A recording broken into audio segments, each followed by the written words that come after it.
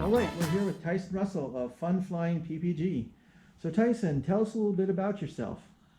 Well, I am 43 years old, and I got started in powered paragliding when I was 21 years old. So it's been approximately 22 years ago that I've been doing this. And about 19 years ago, I ended up learning how to do it to where I could show other people how to get into the sport. And it's been the best experience of my life. And what was the first paramotor that you ever flew? It was a DK Whisper, and it was a 1995 model, and it was my instructor's unit that I was able to fly. And then the first paramotor that I ever bought was a Duffy 210. It had a solo 210 engine on it with just barely enough power to get me up in the air, but that's all I cared about was flying. Is there a license required to fly paramotors? There is not. We fly under FAR 103 by the FAA, and they have some restrictions that we have to follow, such as not flying at night, not flying over a congested area, not flying over an open area assembly of people, and not flying recklessly or dangerously. But otherwise, for the most part, we have a lot of freedom. What's the minimum age that's required for that? There is actually no legal minimum age. I've personally taught down to 15 years old and up to 73 years old. So there's quite a range that people can pick up on this. It is. But what if I'm 73 years old and I can't run with that motor on my back? What do you do for that? We actually have wheels that we can take the paramotor and put it on and attach it, and that allows us to still have a person fly without carrying the weight or running or worrying about the landing. So it ends up being very nice. How much does one of the paramotors weigh? Paramotors weigh anywhere from about 40 pounds up to 70 pounds, somewhere in that ballpark. So it depends upon the manufacturer and the amount of power that it produces and what the frame is made out of and the type of engine. So And how many different brands of paramotors do you offer?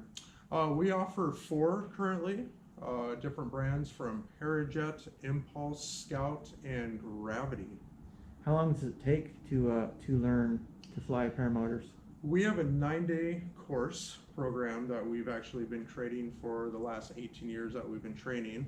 It starts on a Saturday morning and ends up on the following Sunday afternoon.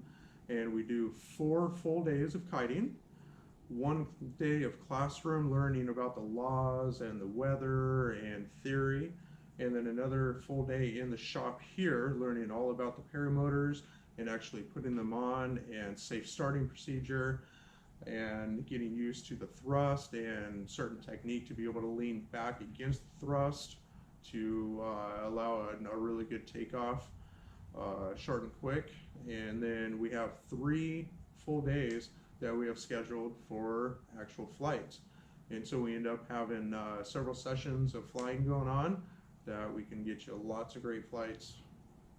Okay, so you said in the beginning you start off kiting. Why do I need to fly a kite to do that? I thought I was flying the parachutes. Yeah, so that's a term that we use for learning how to be able to get the wing or the glider or the paraglider above your head. Okay, so the thing that's above your head is called a paraglider wing. Paraglider. Oh, okay, Yep. Okay. And we call those wings or gliders typically instead of chutes or parachutes or Okay. sails. Sometimes we Okay. hear that. And it's required to be a pretty good kiter to be able to fly a paramotor. And we don't want to attach a pretty powerful engine with propeller spinning on you and not have you have good control of the glider. So How many days does it take a person to learn, your average person to learn to kite, would you say? Boy, depending upon the conditions, it can be anywhere from a couple of days up to a week. Okay, and so there's some... in the days that we schedule are 4 days, and we have a great location that has nice consistent winds, and it starts out in the morning typically at 0 or very low winds and then picks up throughout the day to be able to experience higher winds and be able to work on reverse inflation versus forward inflation when it's zero or low wind. So what is a reverse inflation or a forward inflation? Okay, so a forward inflation is when you are not looking at the wing and you go and run straight ahead of the wing, and there's a certain technique to be able to get it up and over your head in what we call the locked in position to where it's stable, and then you continue to run forward. And you typically do those between 0 miles per hour wind up to 3 to 4. You can go higher if you want to, up to a certain point. If it's too high a wind, you'll actually increase your chance of getting pulled backwards, and we can't run as fast backwards as we can forward.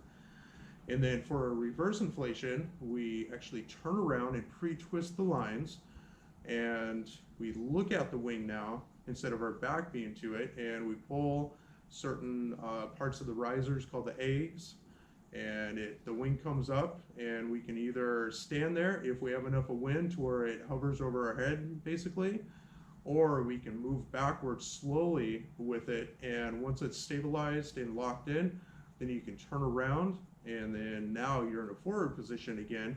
The thrust is in the proper position, allowing us to be able to take off. And so you said it's 9 days. How much does it cost to get that 9 days training? As of 2018, the cost is $2,500, and we supply all of the gear during that training course. So that's going to be the paramotors, the paraglider wings, the harnesses, the helmets, the fuel, the oil that mixes with the fuel. We have a great classroom. We've got an awesome shop with a hang test simulator in it, and great training and flying locations.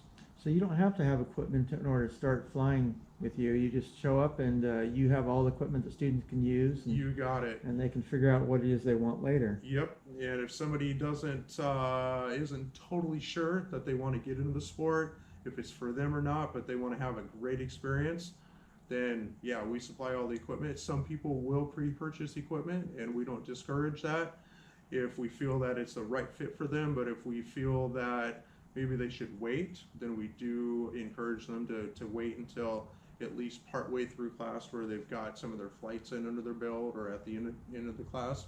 And we want to do what's best for our clients and our students.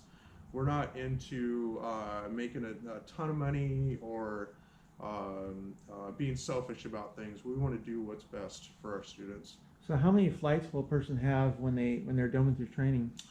It depends upon the person. On average, most of our students get anywhere between 5 to 25 flights in, and the more the better. But if somebody is struggling a little bit, it does reduce the chance of them being able to fly quite as often and getting as many flights in. And we continue to work with them just as much as possible. And we're more than happy to invite that student back after class as well, when it's appropriate for them, and when we have some time set aside to continue to work with them. So is there an extra charge for that? Is that like lifetime come back to Yeah, that's included, and it has to be within reason, of course, to where if you decide that this isn't really for me, and then 6 months later you show back up and we have to start fresh with you, then we might need to figure something out. But we're very wanting to help people get into the sport, so whatever that's going to take to do that. And how high can you go on one of these? So the service ceiling for most paramotors is between 15,000 and 17,000 feet. Legally, we're allowed to go to 17,999 feet. Let's call it 18,000 feet, and that's a rule that the FAA has given us. But most paramotor pilots actually fly anywhere from 500 feet to really close over the ground and dragging their foot in through the water or grass or different things like that. It just all comes down to personal preference. There is no wrong or right, as long as you're following the rules and being safe. What kind of weather can you fly these in? It seems like you couldn't fly in the rain or something like that. Could you briefly talk about that? Yeah, of course. So the best weather to fly in is actually still, calm, smooth air. That's what most paramotor pilots look for. and that's typically in the summer at least, the first 3 hours of the day and then the last 3 hours of the day. In the winter months, when the sun is lower, in at least the climate here in the Pacific Northwest, we can fly from sunrise to sunset without any turbulence in the air. And then after you get some flights in and some time, you can actually start to use the thermic activity that happens in the middle of the day in summer to your advantage and actually catch thermals and go up. So if it's raining, not the best time to be flying. Our fabric wings don't like the rain much. So typically a day that you might ride a motorcycle on, to where you have a car and a motorcycle to where you're not forced to ride the motorcycle, might be a good day to fly a paramotor. Now, how fast do they go? They typically fly around 20 to 25 miles per hour on the normal speed, and on some of the wings you can actually increase the speed up to 50 miles per hour. And the engines produce typically anywhere from about 20 to 35 horsepower. Can I fly one of these to work? You probably could, but it may not be the best idea depending upon where your work is and weather, and maybe if it's foggy out or something like that. So it's possible, but I probably wouldn't rely upon it for my normal commute to work. And what about if someone has a fear of heights? How do they get over that? Fear of heights, I would say a lot of people actually have that fear of heights, but what I've noticed, and a lot of the other people that fly our aircraft notice, is that once your feet leave the ground, you don't feel like you're hanging or standing over an edge of some sort or something that you can fall off of. So we find that 98% of our students and pilots that we know do not have a fear of heights with this particular sport, and that's a fantastic thing, because somebody that does have a fear of heights that wants to overcome that, this can actually help them with that.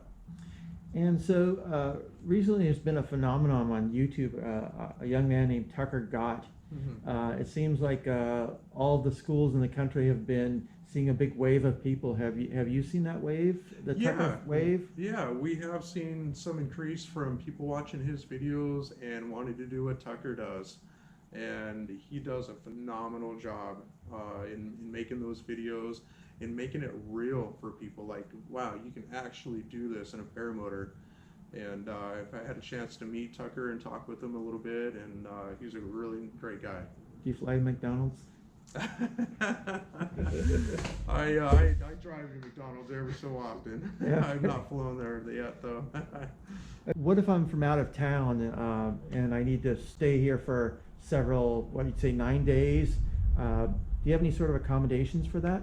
We do. We actually have a couple of bedrooms attached to our classroom, and they've got nice comfortable beds in them, and we've got a hot shower and a kitchen and a refrigerator that you can put your stuff in, and a microwave and an oven and all that. It's basically a house, and you can come in and use those facilities while you're here with us. How can people get in touch with you or learn more about your school?